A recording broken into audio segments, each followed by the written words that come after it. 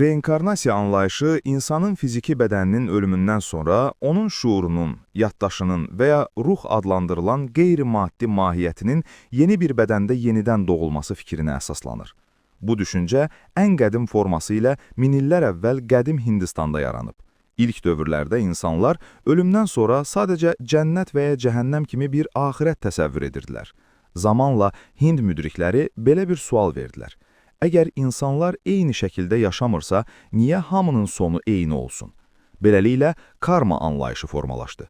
Yəni, insanın etdikləri onun növbəti həyatını müəyyən edir.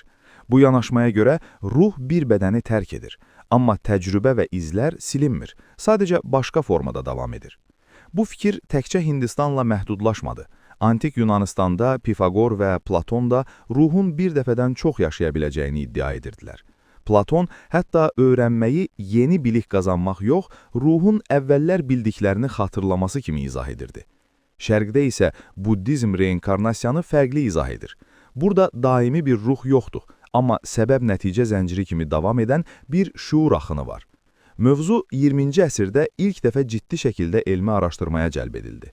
Psixiatr Ian Stevenson 10 illiklər boyunca keçmiş həyat xatirələri danışan uşaqları araşdırdı. O, xüsusilə 2-4 yaşlı uşaqlara diqqət yetirirdi. Çünki bu yaşda uşaqların uydurma hekayələr qurmaq ehtimalı daha az olur. Stevenson hipnozdan istifadə etmirdi və ailələrdən uzaq bölgələrdə araşdırma aparırdı. Onun komandası dünya üzrə 2500-dən çox hadisəni sənədləşdirdi. Bəzi uşaqlar tanımadıkları şəhərləri, ölmüş insanları, gizli ailə məlumatlarını inanılmaz dəqiqliklə təsvir edirdi. Ən məşhur hadisələrdən biri Hindistanda baş verən Shanti Devi hadisəsidir. O, əvvəlki həyatında başqa bir qadın olduğunu, harda yaşadığını və necə öldüyünü dəqiq deyirdi. Məsələ o qədər ciddi qəbul edildi ki, Mahatma Gandhinin göstərişi ilə rəsmi komissiya yaradıldı. Komissiya uşağın dediklərini yoxladı və bir çox detalın doğru olduğu təsdiqləndi. Hesabatda bunun reinkarnasiya ilə uyğun gəldiyi qeyd olundu. Digər məşhur hadisə isə Bahaval şahzadəsi işi idi. Bu iş hətta məhkəmələrdə müzakirə edildi və illərlə davam etdi. Stevensonun araşdırmalarında ən çox diqqət çəkən məqam uşaqlardakı doğuşdan olan xallar və qüsurlar idi. O, yüzlərlə halda bu izlərin keçmiş həyatda alınan ölümcül yaralarla üst-üstə düşdüyünü göstərdi. Bəzi hallarda tibbi yarılma sənədləri ilə uyğunluq 80%-dən yuxarı idi. Daha sonralar ABŞ-da aparılan tədqiqatlarda da oxşar hallar qeydə alındı.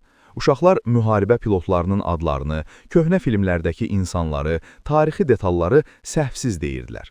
Buna baxmayaraq, müasir elm reinkarnasiyanı təsdiqləmir. Neyrobiyologiya şuurun beynin